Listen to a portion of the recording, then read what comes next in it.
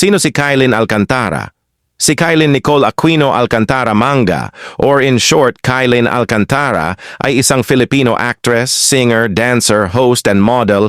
Pinanganak siya noong September 3, 2002 sa Ocampo, Camarines Sur, Philippines. Nagsimula siyang umarti sa edad na 7 taong gulang. Sinimulan niya ang kanyang karera bilang isang child actress pagkatapos makatapos ng top 10 sa talent search program na Star Circle Quest. Nakilala siya sa mga role niya sa Kambal, Karibal, noong 2017 at Bilangin ng Bituin sa Langit noong 2020. Kabilang sa kanyang mga parangal ang Star Award para sa telebisyon at Box Office Entertainment Award, bilang karagdagan sa mga nominasyon para sa Awit Award at Asian Academy Creative Awards at iba pa. Ang mga magulang niya ay sina Rowena Alcantara at Butch Manga.